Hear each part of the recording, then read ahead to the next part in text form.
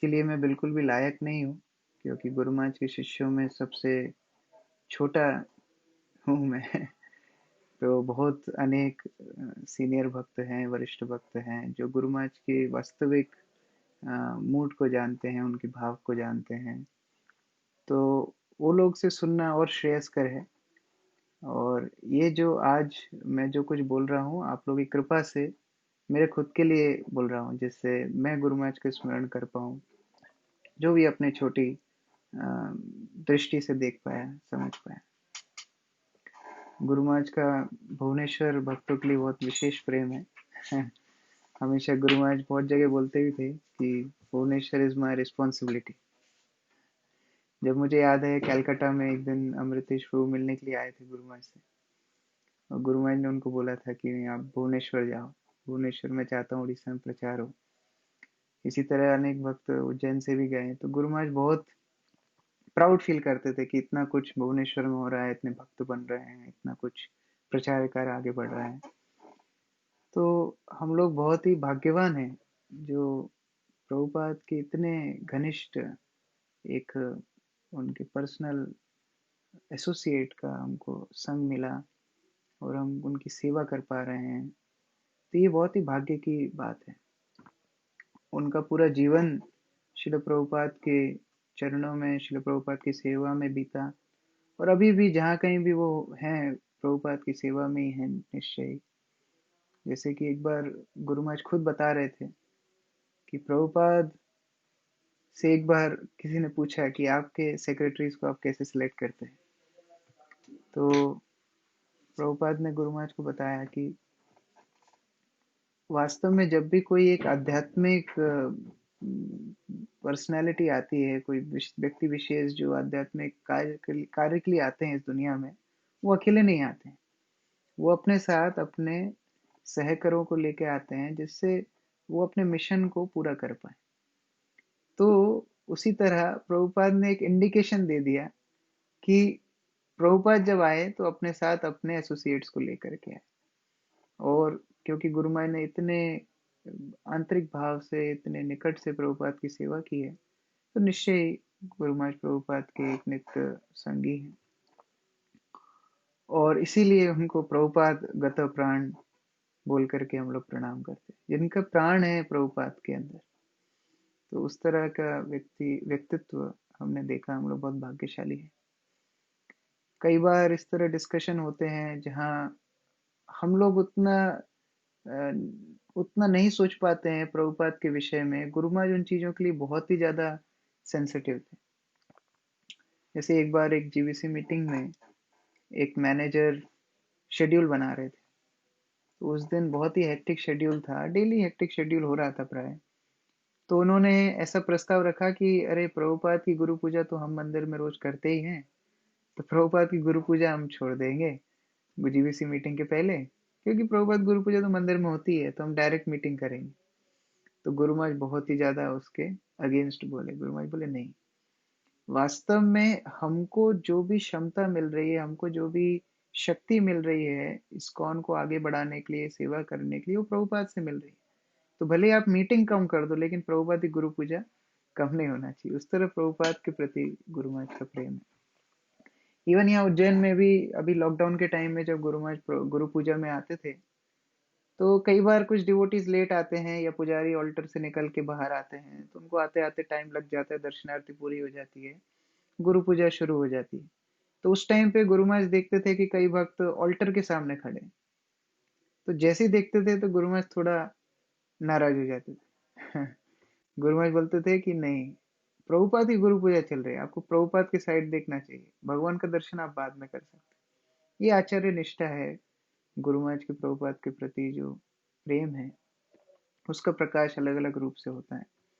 जैसे एक बार हम भुवनेश्वर में ही बैठे थे, और स्वस्ति प्रीमियम होटल में गुरु महाराज रुके हुए थे, और प्रेमानंद प्रभु और भी कुछ वरिष्ठ भक्त लोग थे उधर।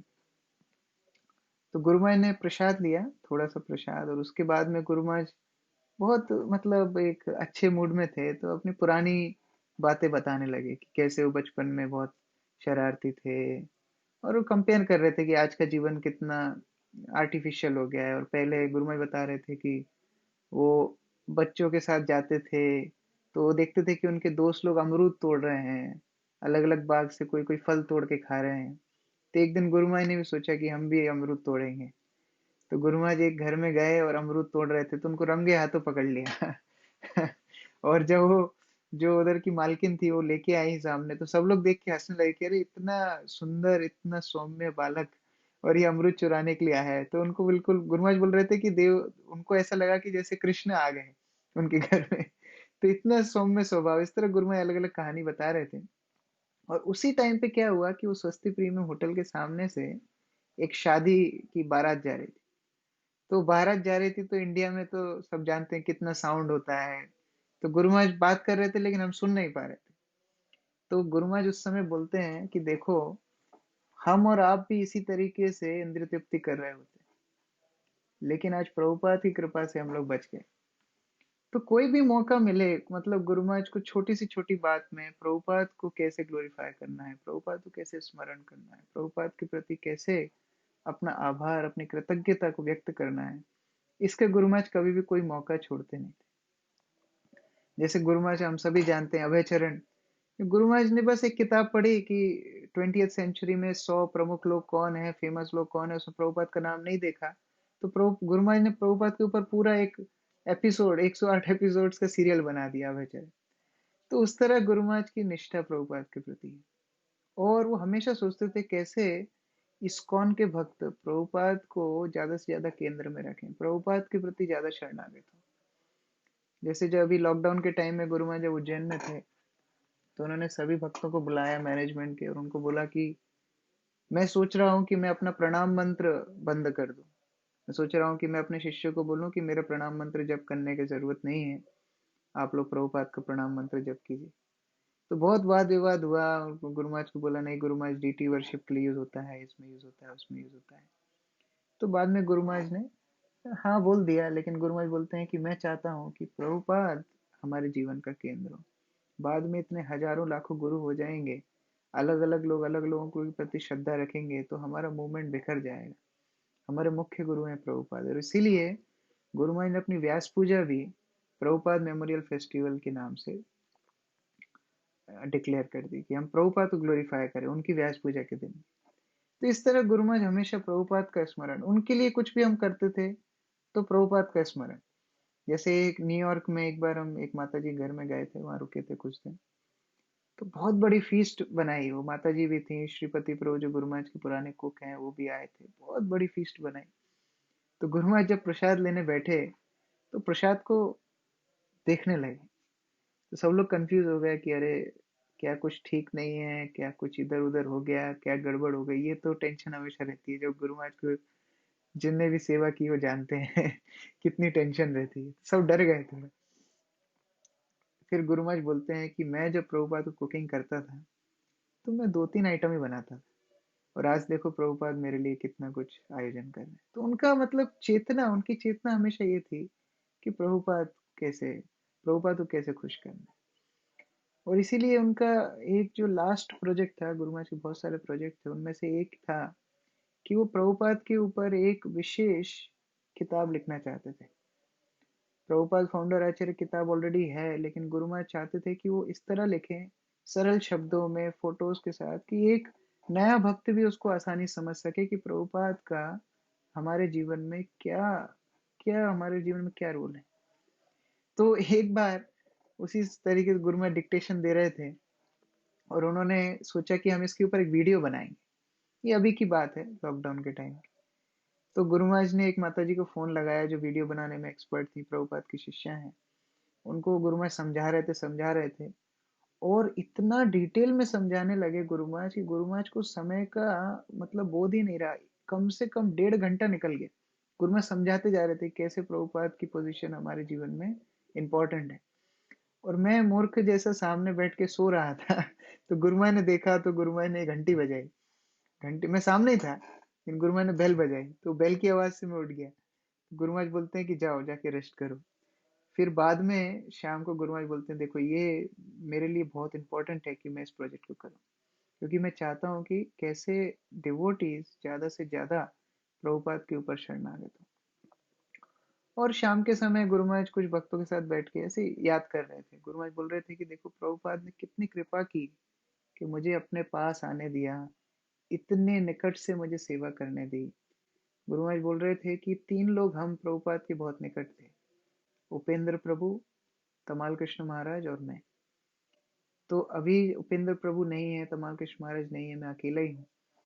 और गुरु महाराज बता रहे थे कि कैसे प्रभुपाद हर एक स्टेप पे कैसे प्रेम देते थे, कैसे गाइडेंस देते थे, कभी डांटते भी थे। जैसे गुरु महाराज बता रहे थे कि वो एक बार योगपीठ जाना चाहते थे, तो योगपीठ गए, जब करके आए तो प्रभुपाद पूछ रहे थे तुम कहाँ थे? तो गुरु महाराज बोलते मैं योगपीठ गया था। प्रभुपाद बोलते क्यों गए थे? बोले प्रभुपाद में थोड़ा शांत वातावरण है, जब शांत। तो ये जब शांत शब्द शब्द सुना तो गुरु प्रभुपाद बहुत नाराज हो, बोले क्या शांति? तुम क्या कृष्णा कॉन्शियसनेस में शांति के लिए आए हो? हमको एंजाइटी लेनी है, हमको तो प्रॉब्लम्स लेनी है भगवान के लिए। तो इस तरह प्रभुपाद चाहते थे कि हम अपने आप को पूरा कमिट करें। गुरु महाराज आगे समझा रहे थे उसी समय कि प्रभुपाद नहीं चाहते थे कि हम रूढ़िवादी बने। कई बार हम बहुत रूढ़िवादी हो जाते हैं, ये संकल्प, ये व्रत, वो व्रत। गुरु महाराज बोल रहे थे कि ये सब प्रभुपाद की इच्छा नहीं थी, बल्कि प्रभुपाद चाहते थे कि हम अपना समय बचा करके, अपनी एनर्जी बचा करके कृष्ण भावनामृत का प्रचार करें। यहाँ तक कि हम सबने करुणा सिंधु ग्रंथ में पढ़ा है कैसे गुरु महाराज प्रभुपाद को बोलते हैं कि मैं कलकत्ता जाता हूँ, कभी कभी मिठाई खाता हूँ। तो प्रभुपाद ने बोला हाँ वो भी प्रसाद है, कोई दिक्कत नहीं। और गुरु महाराज बता रहे थे कि सन्यासी का एक का पतन हो गया, प्रभुपाद उसको ही बोलते नहीं कोई बात नहीं, आप इस्कॉन में रहो। तो इस तरह गुरु महाराज इतना उसमें एब्जॉर्ब हो गए, इतना ज्यादा उसमें रम गए बताने में कि उनको समय का फिर बोध नहीं रहा। वो 1 डेढ़ घंटे तक गुरु महाराज बताते ही रहे कि कैसे प्रभुपाद इतने ब्रॉड माइंडेड थे, वो कितना कुछ सोचना चाहते थे और हमेशा प्रभुपाद बड़ा सोचते थे। और गुरु महाराज बोलते और मुझे भी वो बीमारी लग गई कि मैं भी छोटा नहीं सोच सकता। प्रभुपाद जैसे बड़ा सोचते थे, मैं भी बड़ा सोचता। तो जैसे हम उज्जैन मंदिर का भी देख सकते हैं, गुरु महाराज ने इतने कम समय बना दिया। जब गुरु महाराज ने मीटिंग की थी, प्रेस कॉन्फ्रेंस, उज्जैन मंदिर बनने से पहले, और बताया था कि मैं 1 साल में मंदिर बनाऊंगा मार्बल का, इतना 3-4 एकड़ की जमीन में। तो सबने बोला ये कैसे संभव है? तो गुरु महाराज ने ये नहीं बोला कि अरे मैं, आप जानते नहीं हो मेरे कितने कांटेक्ट हैं, मैं ये हूँ वो हूँ, ऐसा नहीं बोला। गुरु महाराज ने एक सिंपल चीज बोली, उन्होंने बोला मेरे गुरु महाराज श्रील प्रभुपाद ने 10 साल के अंदर 108 मंदिर बनाए, तो क्या उनकी कृपा से मैं 1 साल में एक मंदिर नहीं बना सकता? तो इतना प्रभुपाद के प्रति उनकी शरणागति, इतना ज्यादा प्रेम हर उनके व्यक्तित्व में देखने के लिए मिलता है। और इतने एक्सपर्ट गुरु महाराज, मतलब ये जो उज्जैन मंदिर की डिजाइन है, ये आर्किटेक्ट के पास जाने से पहले गुरु महाराज ने अपने हाथ से ड्रॉ कर दी थी कि कितना बड़ा ऊंचाई होगी, कितना हॉल होगा, कैसे वरांडा होगा, क्या होगा, पूरा गेस्ट हाउस गुरु महाराज ने ड्राइंग अपने हाथ से स्केच से बना के दी थी। और जब आर्किटेक्ट के पास भेजी, सब किया, तो एग्जैक्टली वही प्लान, उसने बोला कि ये तो परफेक्ट प्लान है, ये किस आर्किटेक्ट से आपने बनवाया है? तो बोले नहीं ये किसी आर्किटेक्ट से नहीं बना है, हमारे गुरु महाराज ने बनाया है, वो सब जानते हैं। तो ये गुरु महाराज का स्पेशल क्वालिटी, जो भी करना है बड़ा करना है। जब करुणा सिंधु ग्रंथ गुरु महाराज लिख रहे थे, 2015 में कंप्लीट हुए, 16 के लगभग आसपास, तो वो छपने के लिए जब जा रही थी, तो गुरु महाराज बोल रहे थे कि मैंने ये किताब, पहले मैंने सोचा था कि मैं इस तरह लिखूं कि कोई भी व्यक्ति पढ़ के प्रभुपाद के निकट आ सके, जैसे जो भक्त नहीं है वो भी, जैसे अभय चरण उस तरह बनी है कि कोई भी व्यक्ति देखेगा प्रभुपाद के निकट आ जाए। लेकिन फिर मैंने सोचा, गुरु महाराज बता रहे थे, फिर मैंने सोचा कि क्योंकि चैतन्य महाप्रभु ने बोला है कि पृथ्वी ते आछि जत नगर अधिग्रहम, सभी भारतवर्ष पूरे विश्व में भक्त बन जाएंगे, तो वो ढूंढेंगे प्रभुपाद के बारे में पढ़ने के लिए। और उस समय पे मैं उनको डाइल्यूटेड चीज नहीं दे सकता, उस समय पे मैं उनको एकदम डायरेक्ट चीज देना चाहता हूँ जो मेरा प्रभुपाद के साथ में इंटरेक्शन हुआ था। तो इसीलिए मैंने जब ओशन ऑफ मर्सी लिखी, तो मैंने डायरेक्ट लिखी कि प्रभुपाद ने मुझे क्या क्या निर्देश दिए थे और मेरा प्रभुपाद के साथ क्या संबंध था। तो इस तरह गुरु महाराज का हमेशा विजन बड़ा रहता था। जब भी कोई भारत के प्रमुख मंदिरों में गुरु महाराज जाते थे, जैसे जब अमृतसर गए, तो अमृतसर में जब बाहर निकलते हैं तो वो लोग हाथ में हलवा देते हैं, तो गुरु महाराज ने देखा अरे हलवा है, तो इतना घी उसमें से टपक रहा है। तो गुरु महाराज जब उज्जैन आए तो गुरु महाराज ने बोला कि आप लोगों को भी हलवा बांटना चाहिए और उसमें से घी टपकना चाहिए, क्योंकि जब अमृतसर में दे सकते हैं वो लोग स्वर्ण मंदिर में, तो हम इस्कॉन में क्यों नहीं दे सकते? हमें तो भगवान की सबसे ज्यादा उत्कृष्ट सेवा करनी चाहिए। ऐसे ही जब जन्माष्टमी का कार्ड छपता था, कभी गुरु महाराज के पास आता था, गुरु महाराज नाराज हो जाते थे, बोलते थे कि अरे अगर ये दुनिया का सबसे अमीर आदमी अपने यहाँ कोई फंक्शन कराएगा तो क्या ऐसा कार्ड छपवाएगा? और आप कृष्ण का बर्थडे बना रहे हो, जन्माष्टमी बना रहे हो और ऐसा कार्ड छपवा रहे हो, आपको सबसे बेस्ट करना चाहिए। गुरु महाराज तिरुपति गए, तिरुपति बिल्कुल क्लोज दर्शन वो रेवती रमन प्रभु ने अरेंज किया था, बिल्कुल प्लेस पास में गए, दर्शन किया, पुजारी ने आरती की, गुरु महाराज को आरती दी, गुरु महाराज ने प्रणाम किया, एकदम पास में बालाजी के। तो वो सब दर्शन होने के बाद बाहर आए, पुजारी ने खुद ने वहां बिठा के गुरु महाराज को प्रसाद सेवा की, प्रसाद लिया गुरु महाराज ने। और बाहर आकर के गुरु महाराज बोलते हैं कि देखो, जो हमारा मायापुर चंद्रोदय मंदिर होगा, एक दिन इससे भी ज्यादा फेमस होगा, इससे भी ज्यादा लोग लाइन लगा के मायापुर चंद्रोदय मंदिर में आएंगे। तो उनका थॉट हमेशा प्रभुपाद की सेवा करने के लिए, कैसे इस्कॉन की सेवा करना, क्योंकि उनको पूरा विश्वास है प्रभुपाद के ऊपर, को पूरा विश्वास है कृष्ण के ऊपर। जब गुरु महाराज 1987-88 के आसपास जब जीबीसी बने थे, न्यू मायापुर मंदिर गुरु महाराज को बचाना था, वो प्रॉब्लम में था, बहुत सारे पैसे की जरूरत थी, लक्ष्मी की जरूरत थी।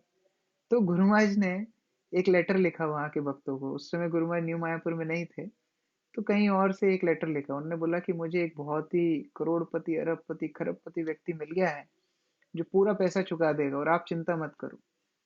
तो भक्त लोग को जब वो लेटर मिला, बहुत खुश हो गए, अरे वाह, ये तो व्यवस्था हो गई पैसे की। और जब गुरु महाराज खुद आए तो सब विस्मय से देख रहे थे कि अरे कौन है वो व्यक्ति, महाराज बताइए। तो गुरु महाराज बोलते हैं, ये आपके सामने है कृष्ण बलराम, यही तो है सबसे अमीर व्यक्ति, यही हमारा पूरा लोन, सारा कर्जा सब माफ करेंगे। तो इतना विश्वास गुरु महाराज के ऊपर, गुरु महाराज को भगवान के ऊपर, प्रभुपाद के ऊपर। जैसे न्यूयॉर्क में 2017 में एक छोटा सा टेररिस्ट अटैक हुआ था, मेट्रो में कोई बम लेके आ गया था। तो वो जब एक भक्त की एक छोटी सी बच्ची थी, उसने देखा तो बहुत डर गई। तो गुरु महाराज को पता पड़ा, तो गुरु महाराज ने उनको फोन लगाया, गुरु महाराज को समझा रहे थे, बहुत बहुत तसल्ली से, बहुत प्रेम से वो समझा रहे थे। बोले कि देखो, ये दुनिया में अगर समुद्र का स्तर 1 सेंटीमीटर भी ऊपर जाएगा और भी ऊपर जाए तो क्या होगा, थोड़ा सा भी ऊपर जाएगा तो क्या होगा, बहुत सारे चीजें डिस्टर्ब हो जाएंगी, बहुत सारी सिटीज डूब सकती हैं। और गुरु मैंने बोला कि देखो, अर्थ जो घूम रही है वो थोड़ी और फास्ट घूमने लगेगी तो क्या होगा, अगर सन के थोड़े से पास चली जाएगी तो क्या होगा। तो ये सारी अरेंजमेंट कौन कर रहा है, भगवान कर रहे हैं। तो जब भगवान हमारी इतनी केयर रख रहे हैं तो हमको उनके ऊपर विश्वास क्यों नहीं, हमको पूर्ण रूप से भगवान के ऊपर विश्वास होना चाहिए। एक और बार गुरु महाराज शेयर कर रहे थे, मुझे लगता है शायद जगन्नाथपुरी में ही शेयर कर रहे थे, मैं जगह अभी याद नहीं आ रही है। गुरु महाराज बता रहे थे कि वो एक बार कोणार्क से पुरी चल करके गए थे। तो कोणार्क से पुरी जब चल के गए थे, पुरी में फिर उन्होंने समुद्र स्नान किया। तो समुद्र स्नान करते करते लहर उनको बहुत अंदर तक ले गई, और जब अंदर तक ले गई तो उनको समझ में आने लगा कि वो डूब रहे हैं। और जब ऐसा उनको लगा कि वो डूब रहे हैं तो उनके पास साथ में जो लोग गए थे वो बहुत डर गए, वो चिल्लाने लगे। जो वो चिल्लाने लगे तो गुरु महाराज बता रहे थे कि उनकी चिल्ला चोट सुन के गुरु महाराज भी डर गए कि अरे मैं डूब जाऊंगा। तो वो पैनिक करने लगे, हाथ पैर मारने लगे, कोशिश करने लगे ऊपर आने की। फिर गुरु महाराज ने सोचा कि 1 मिनट, मैं अपने आप को पूरी तरीके से छोड़ देता हूँ, और जो भगवान सबका पालन करते हैं वही मुझे बचाएंगे। तो गुरु महाराज ने पूरी तरीके से अपना को छोड़ दिया। ये बात गुरु महाराज के इस्कॉन आने के पहले की है। तो ये गुरु महाराज ने पूरा अपने हाथ पैर छोड़ दिए, गुरु महाराज पानी के ऊपर आ गए और लहर उनको तट पे लेके आ गई। तो गुरु महाराज बोलते हैं कि देखो, उस समय से भगवान मेरी रक्षा कर रहे हैं। गुरु महाराज एक और कहानी बता रहे थे, एक बार वो असम गए थे, तो वहां पर एक बहुत बड़ी चट्टान है, बहुत बड़ा पहाड़ है, तो उधर से लौट रहे थे।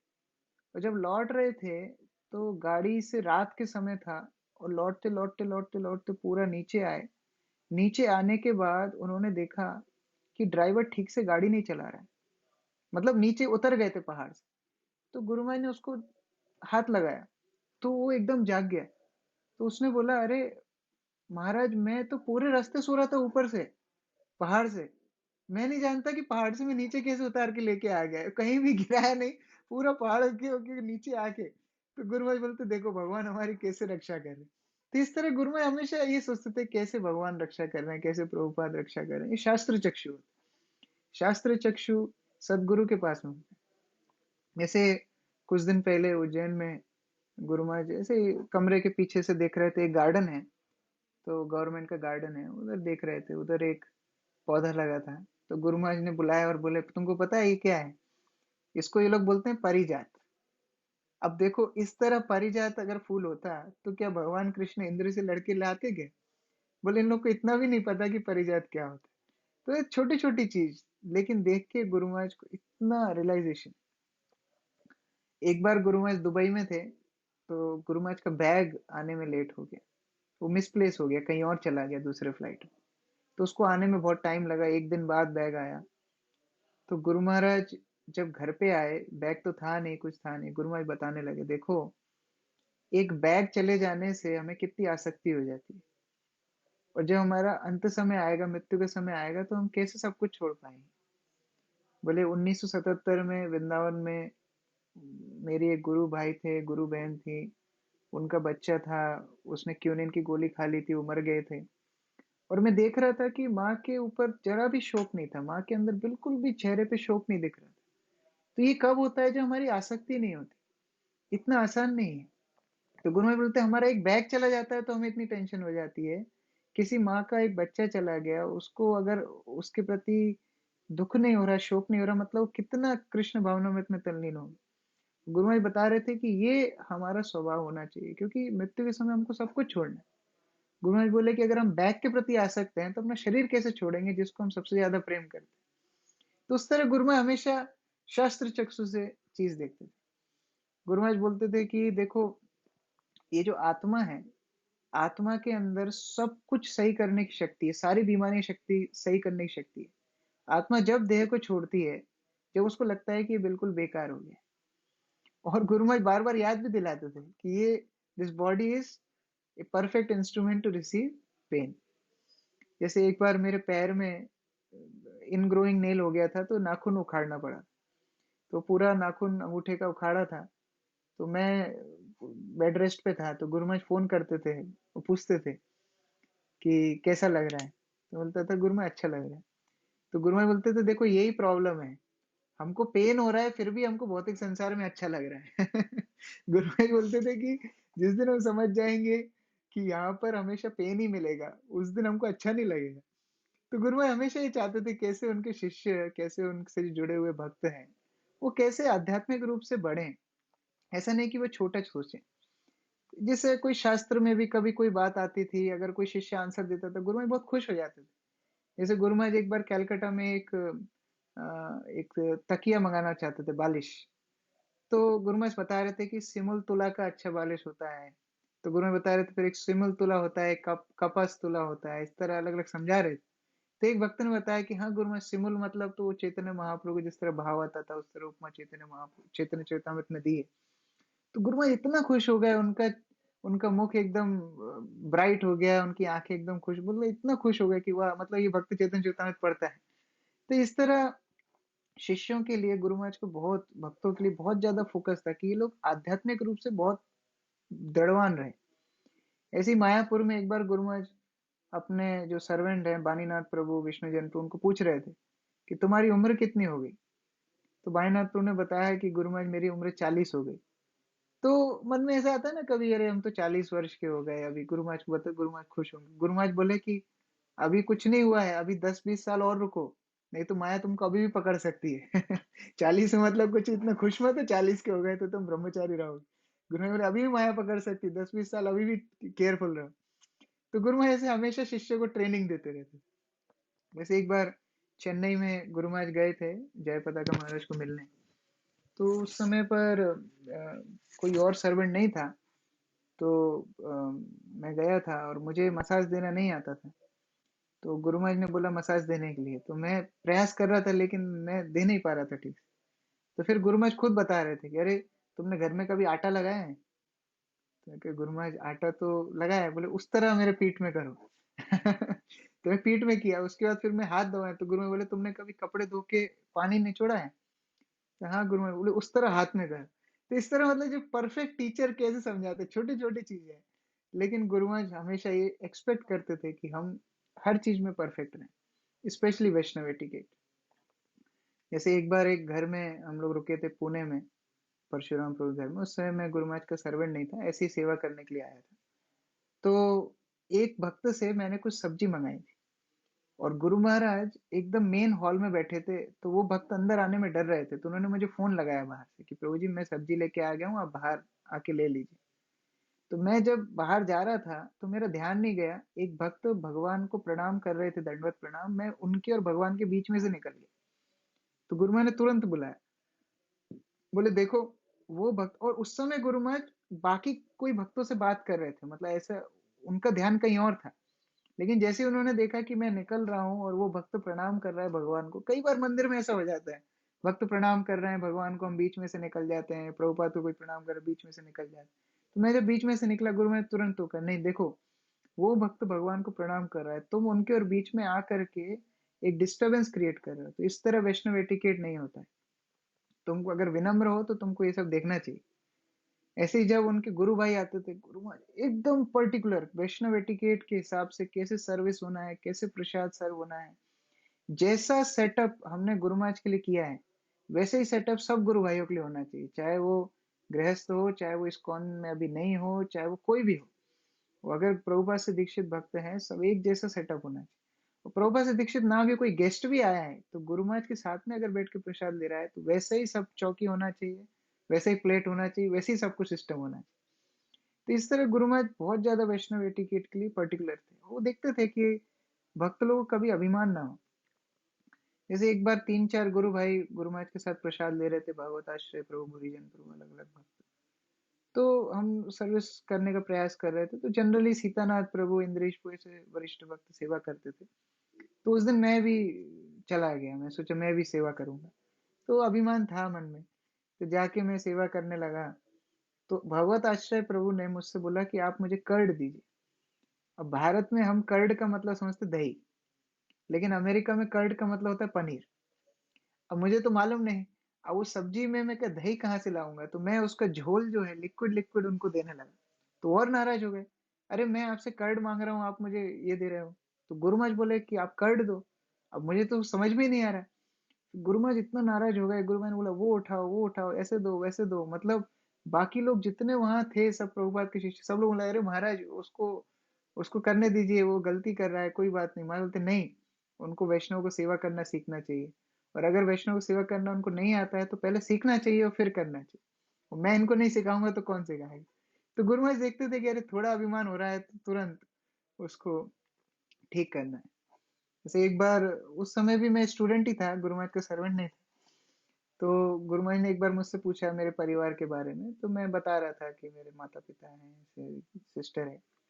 तो गुरु महाराज बोले कि अच्छा आपकी जो सिस्टर है वो जब करती हैं क्या।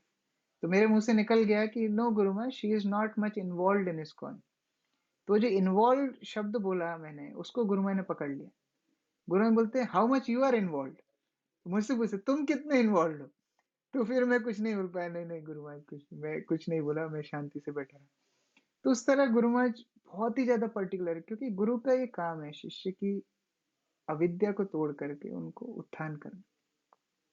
जैसे एक भक्त से मैं फोन पे बात कर रहा था कुछ दिन पहले, वो बता रहे थे कि वो गुरु महाराज के साथ ट्रेवल कर चुके पहले, और बाद में फिर वो थोड़ा भक्ति पद से थोड़ा हट गए थे, थोड़ा च्युत हो गए थे।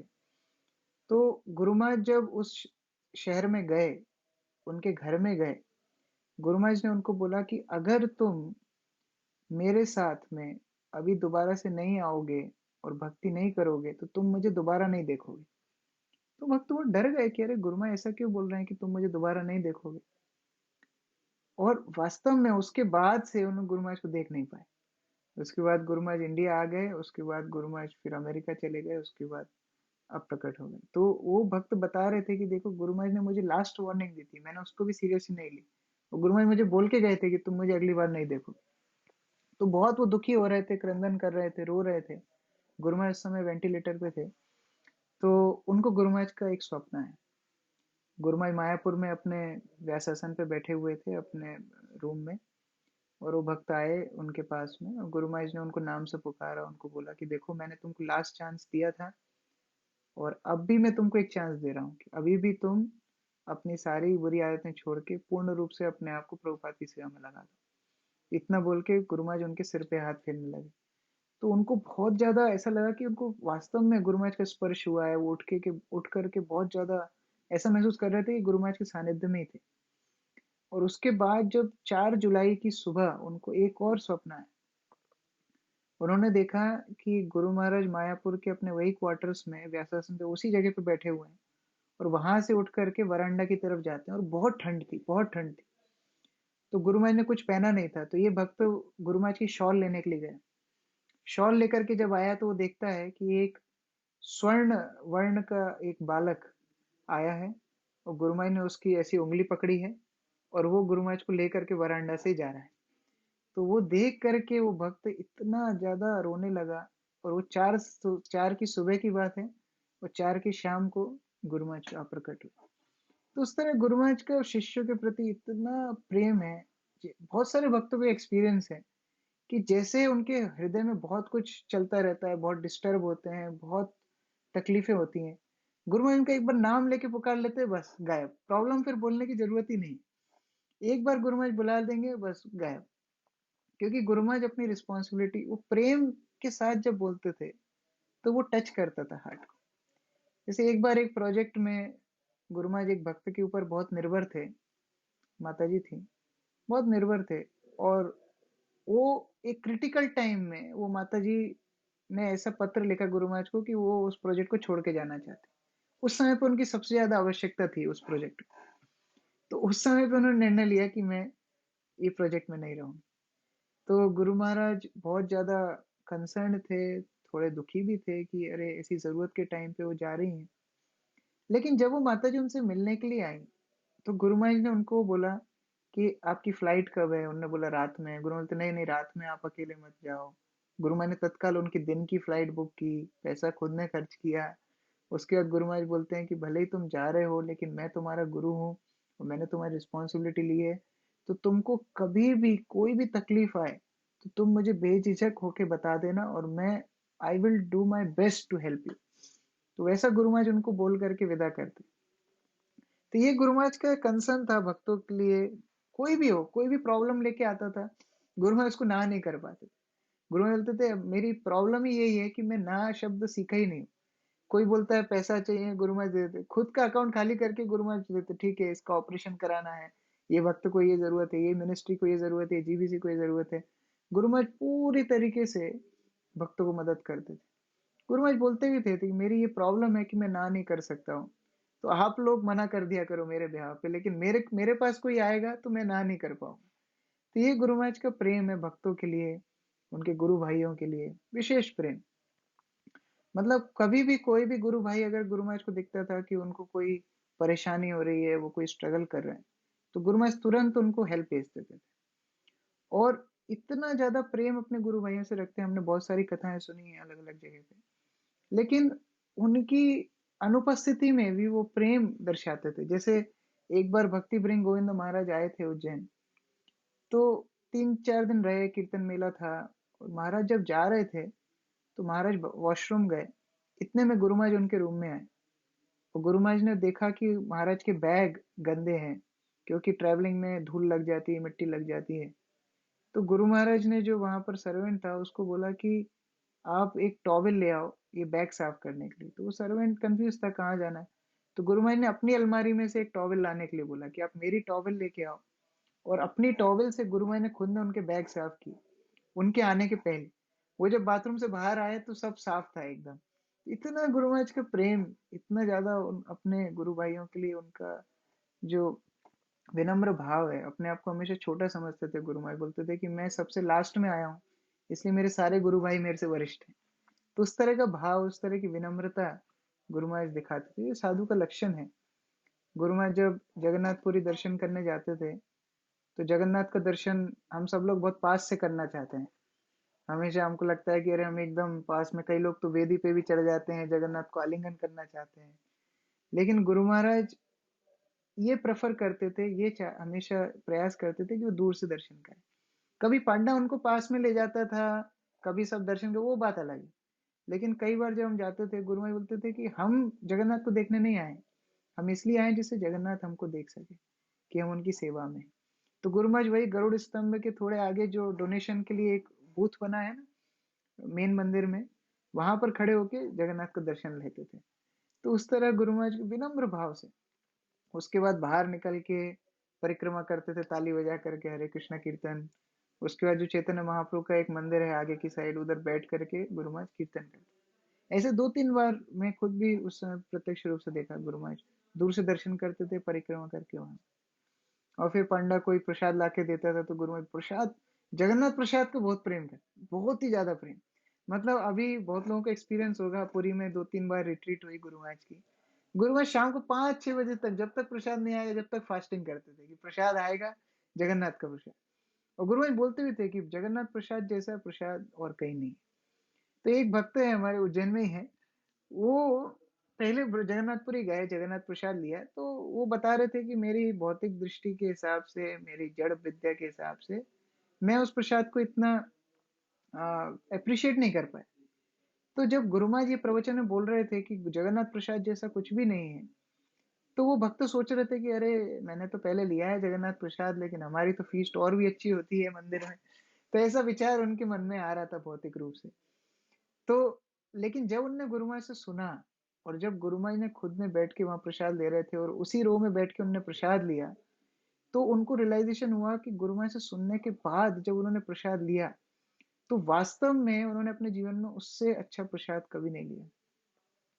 तो ये गुरु की कृपा से होता है, जिसके अंदर प्रेम है वही दूसरों को प्रेम दे पाता है, जिसके अंदर भक्ति है वही दूसरों को भक्ति दे पाता है। और गुरु महाराज माइंड भी जानते हैं कि अरे हाँ, ये भक्त का ऐसा माइंड है, तो इनको इस तरह की जरूरत है। जैसे एक बहुत सीनियर भक्त हैं जगदानंद पंडित प्रभु, बता रहे थे कि गुरु महाराज एक बार बोल रहे थे कि मैं, I don't hear what you speak, but I can actually read what is going on in your mind. मैं ये नहीं सोचता अरे बाहर से कौन कितना दिखा रहा है, मैं वास्तव में मन पढ़ सकता हूँ, ऐसा गुरु महाराज ने बोला था बहुत साल पहले। और गुरु महाराज ये दिखाते भी थे कि अरे, मतलब कोई भक्त के मन में अगर कुछ चल रहा होता है तो गुरु महाराज तुरंत पकड़ लेते कि अरे ये सेवा से बचना चाह रहा है, तो गुरु महाराज उसको ज्यादा पुश नहीं करते थे। जैसे एक बार मैं खुद ही ऑरलैंडो में था, एक कार के ऊपर पेंट गिर गया था और मुझे बहुत कष्ट हो रहे थे, अरे मैं साफ कर रहा हूँ, अकेला हूँ, कोई मदद नहीं कर रहा है। और मेरे मन में केवल ऐसा है कि अरे मैं इंडिया में होता तो बहुत भक्त आ जाते मुझे मदद करने के। और गुरु में उसी समय अंदर से आए, गुरु में बोले कि हाँ हाँ, आप जब इंडिया जाएंगे तो आपको ये सब नहीं करना पड़ेगा, वहां पर बहुत सारे भक्त। तो मैं तो मन में सोच रहा था, लेकिन गुरु महाराज तुरंत बाहर से पकड़ ली। तो उस तरीके से गुरु महाराज भक्तों का मनोभाव जानते हैं। और हम लोग जिस भाव से गुरु महाराज की सेवा करना चाहेंगे, गुरु महाराज हमको मौका देंगे। जैसे अभी बहुत सारे भक्तों का अनुभव है, जब गुरु महाराज अस्वस्थ थे, हॉस्पिटल में थे, बहुत सारे भक्तों को गुरु महाराज का स्वप्न आए, गुरु महाराज के साथ उनका इंटरेक्शन हुआ। जैसे मैं एक माता जी से बात कर रहा था कुछ दिन पहले, वो बता रही थी कि कैसे जब गुरु महाराज बीमार थे तो बहुत ज्यादा चिंतित थी, रो रही थी, सभी लोग बहुत ज्यादा, उनको कष्ट हो रहा था। तो एक दिन गुरु महाराज उनके सपने में आया, गुरु महाराज उनका नाम लेके बोलते हैं कि तुमको क्या लगता है मैं शरीर हूँ?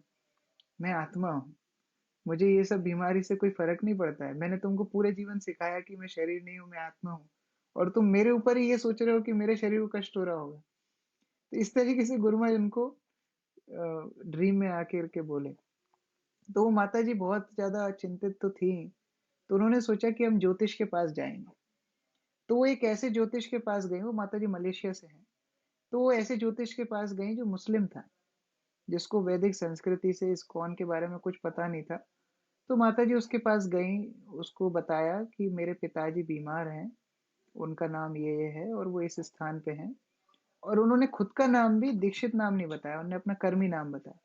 उन्होंने सोचा ये मुस्लिम है, इसको कर्मी नाम बताया कि जिससे सही बताए, जो भी उनके मन में हो। तो वो जो ज्योतिषी था वो देख के बताता है कि वास्तव में आप मुझसे झूठ बोल रही हो, वो आपके पिता नहीं है, वो आपके गुरु हैं, और उनका नाम ये है, और आपका आध्यात्मिक नाम ये है। और आपके गुरु को कोई कष्ट नहीं है, वो केवल एक सही क्षण का इंतजार कर रहे हैं कि वो जब इस संसार को छोड़ करके जाएंगे। और जब वो छोड़ करके जाएंगे तो उनको एक विमान लेकर लेने के लिए आएगा, जिसमें वो बैठ करके जाएंगे। ये चीज एक मुस्लिम व्यक्ति बोल रहा है माता जी। तो वो इतना ज्यादा उनको कॉन्फिडेंस आ गया कि अरे, गुरु महाराज को हम एक भौतिक दृष्टि से देख रहे हैं, लेकिन गुरु महाराज एक साधारण व्यक्ति नहीं, वो केवल प्रभुपाद के मिशन के कारण आए और प्रभुपाद को जब उनकी दूसरी जगह पर आवश्यकता थी तो वो चले गए। तो उस तरीके से एक शिष्य का भाव होता है कि गुरु उनकी प्राथमिकता होती है। जैसे प्रभुपाद के लिए उन्होंने गुरु महाराज ने जो कुछ भी किया, कभी भी ऐसा नहीं चाहा कि उनका क्रेडिट हो। जैसे एक बार डिस्कशन हो रहा था, गुरु महाराज जब मायापुर की मीटिंग में थे, डिस्कशन हो रहा था अलग अलग समाधियों का कि समाधि कैसी होनी चाहिए, क्या होनी चाहिए, इतनी सारी समाधि हो जाएंगी, फ्यूचर में इतना कुछ हो जाएगा तो कितने गुरु की समाधि, इस तरह समाधि डिस्कशन हो रहा था। कई लोग चाहते थे कि उनके गुरु की समाधि बड़ी हो, कोई चाहता था कि छोटी हो, ऐसे अलग अलग डिस्कशन हो रहे थे। तो गुरु महाराज बहुत खुश नहीं थे ये सब सुन के। गुरु महाराज बोल रहे थे कि प्रभुपाद की समाधि मेन समाधि होना चाहिए, जहां हम सब जाएं, हम लोग सब वहां पर प्रे करें, और प्रभुपाद जिनके चरणों में बाकी सब प्रभु हैं, सारे सारे गुरु हैं। तो उस तरह गुरु महाराज बोल रहे थे। और फिर गुरु महाराज दयाराम प्रभु को बोलते हैं कि जब मैं ये शरीर छोड़ दूंगा तो आप मुझे गंगा में डाल देना, आप मेरे लिए समाधि मत बनाना, जिससे मेरे शिष्य ऐसे ना लड़े कि मेरे लिए बहुत ज्यादा इतना ज्यादा सम्मान करना चाहें कि प्रभुपाद को ही भूल जाए। तो ये गुरु महाराज की चेतना थी प्रभुपाद के लिए। उनका पूरा जीवन प्रभुपाद के विरह में उन्होंने सेवा की। जैसा कि हम जानते हैं, करुणा सिंधु ग्रंथ में गुरु महाराज लिखते हैं कि प्रभुपाद के साथ ही वो समाधि में जाना चाहते थे। जब प्रभुपाद को समाधि हो रही थी, गुरु महाराज नीचे थे, लोग नमक डाल रहे थे, मिट्टी डाल रहे थे, गुरु महाराज बाहर ही नहीं आ रहे थे, क्योंकि गुरु महाराज प्रभुपाद के साथ ही जाना चाहते थे। जो ये गान है ज्ञानी लो प्रेम धन करुणा प्रचुर, इसके ऊपर गुरु महाराज का बहुत सुंदर लेक्चर गुरु महाराज ने दिया था। और उसमें गुरु महाराज समझा रहे थे कि जो अनले पशिवो है, इसका मतलब क्या है कि जब कोई व्यक्ति आग में जाना चाहता है, इसका मतलब उसको आग से ज्यादा तपन उसके जीवन में हो रही होगी कि उसको आग में जाते में थोड़ा सुकून मिलेगा, आग में जाने से उनको शांति मिलेगी। तो इस तरह एक भक्त का विरह होता है भगवान से, अपने गुरु से। तो गुरु माँ जैसा बहुत बार बोलते भी थे। जैसे एक बार एक भक्त मायापुर में गुरु महाराज के पास आए, उन्होंने बोला कि मैं तमाल कृष्ण महाराज को बहुत मिस करती हूँ, माता जी थी, और मैं चाहती हूँ कि मैं उनसे मिलूं, लेकिन मैं कभी मिल नहीं पाई, मैं कभी उनका दर्शन नहीं कर पाई। तो गुरु महाराज उनको अलग अलग तरह से समझा रहे थे कि कैसे वपु सेवा, वाणी सेवा, इस तरह अलग समझा रहे थे। और फिर गुरु महाराज ने उनको बोला कि आपको क्या लगता है कि जब प्रभुपाद गए तो हम लोगों को कैसा लग रहा होगा, हम लोगों को कितना विरह लग रहा होगा। लेकिन गुरु महाराज बोलते हैं कि मैं हमेशा एक पास टाइम बिल्व मंगल ठाकुर का याद रखता हूँ, जिससे मुझे बहुत शक्ति मिलती है। बिल्व मंगल ठाकुर जब वृंदावन गए, उनकी आंखें नहीं थी, भगवान ने उनको हाथ पकड़ के पूरा वृंदावन घुमाया। जब बिल्व मंगल ठाकुर समझ गए कि ये भगवान है, तो भगवान अपना हाथ छुड़ाने लगे उनसे। तो बिल्व मंगल ठाकुर भगवान को बोलते हैं कि आप अपना हाथ तो मेरे से छुड़ा के भाग जाओगे, लेकिन जो मैंने अपने हृदय में आपको लॉक करके रखा है, वहां से आप कैसे जाओगे। तो गुरु महाराज वो माता जी को बताते हैं कि उसी तरह प्रभुपाद हमारे प्रकट रूप से हमारे सामने से अदृश्य हो सकते हैं कि चले गए, लेकिन जो मैंने हमारे हृदय में जो उनको बंद करके रख रखा है, वहां से प्रभुपाद कैसे जाएंगे। तो उस तरह गुरु महाराज का हमेशा चिंतन था कि कैसे गुरु महाराज प्रभुपाद के साथ रह सके। और वही विरह में गुरु महाराज ने इतने साल प्रभुपाद की सेवा की। और आप लोग जानकर के खुश होंगे कि जब गुरु महाराज को समाधि दी जा रही थी, तो उस समय पे प्रभुपाद की समाधि का जो ओरिजिनल सॉल्ट था, और जो प्रभुपाद ने आखिरी जल पान किया था, जो गुरु महाराज लोटे से डालते हैं, आपने देखी होगी वीडियो में, प्रभुपाद के मुख में गुरु महाराज पानी डालते हैं, तो वो लास्ट पानी और लास्ट वो सॉल्ट जो प्रभुपाद की समाधि पे दिया गया था, प्रभुपाद के शरीर को जिसने स्पर्श किया है, वो दोनों गुरु महाराज की समाधि में भी उसका अंश दिया गया। तो एक तरह से गुरु महाराज प्रभुपाद की समाधि से ही जुड़ गए एक तरीके से। तो ये गुरु महाराज का भाव था। इतने साल गुरु महाराज ने प्रभुपाद की सेवा की, जो मैं अपने शुद्र बुद्धि से नहीं समझ सकता हूँ। लेकिन फिर भी सूर्य किसी को दिखाने से, देखने से समझ में, सूर्य तो सूर्य है, वो सभी जगह प्रकाशमान रहता है। तो हम लोग प्रयास कर सकते हैं, जैसे गुरु महाराज ने प्रभुपाद की सेवा की, हम लोग भी वैसा अनुसरण करें, प्रभुपाद को अपने जीवन का केंद्र बनाएं और गुरु महाराज की सेवा, वाणी सेवा कर सकें। एक बार एक ट्रैवलिंग में गुरु महाराज एयरपोर्ट पे थे और मुझे वीजा नहीं मिला था उस कंट्री का। तो गुरु महाराज जा रहे थे, तो गुरु माँ ने मुझे 4-5 काम बताए, जस्ट एयरपोर्ट में अंदर जाने से पहले मैं बाहर सी ऑफ करने के लिए गया था। तो गुरु माँ ने बहुत सारे काम लिखा है, तो मैं लिखता जा रहा था। गुरु माँ जी मुझसे पूछ रहे थे कि आप ये कर पाओगे? तो बोलता हाँ। आप ये कर पाओगे? तो हाँ। तो इस तरह गुरु माँ पूछते जा रहे थे। और जब वो गुरु माँ को बता के पूरा हो गया, तो फिर गुरु माँ बोलते हैं, देखो, तुम दूर से भी सेवा कर सकते हो, जरूरी नहीं कि तुम मेरे पास में हमेशा रहो। तो गुरु महाराज को मालूम था कि वीजा नहीं मिला तो थोड़ा दुखी है, नहीं जा पा रहा है। तो गुरु महाराज ने वो खुद से बोला, बोले देखो, तुम दूर से भी सेवा कर सकते हो, ऐसे जरूरी नहीं है तुम पास में रहो। तो अभी हम वही रिमेम्बर कर सकते हैं, अभी हम उसको याद कर सकते हैं कि गुरु महाराज की हम दूर से भी सेवा कर सकते हैं। और भी ज्यादा गुरु महाराज हमारे अभी जीवन में और ज्यादा प्रमुख रूप से हम उनके निर्देशों का पालन करने का प्रयास कर सकते हैं। और उससे हम गुरु महाराज के बहुत अपने आप को निकट महसूस करेंगे। और जैसा कि गुरु महाराज बोलते थे कि वन फाइन मॉर्निंग हम लोग प्रभुपाद के पास वापस चले जाएंगे, उसी तरह हम लोग भी आशा कर सकते हैं कि एक दिन फिर से हम गुरु महाराज के सानिध्य में जाकर के सेवा कर पाए। हरे कृष्ण। जगत गुरु शिल प्रभुपाद की जय। समवेत भक्त वृंद की जय। श्री श्रीमद् भक्ति चारु स्वामी गुरु महाराज की जय। निताई गौर प्रेमानंदे। हरि हरि। हरे कृष्ण। मैं मैं क्षमा चाहता हूँ, मैंने बहुत कुछ बोला, लेकिन मैं आशा करता हूँ कि आप लोग मुझे आशीर्वाद करेंगे, मैं पालन कर पाऊँ। मेरी योग्यता नहीं है इतना कुछ बोलने की, फिर भी बोल दिया आप लोगों की सेवा में। आप आशीर्वाद कीजिए कि मैं पालन कर पाऊँ। हरे कृष्ण।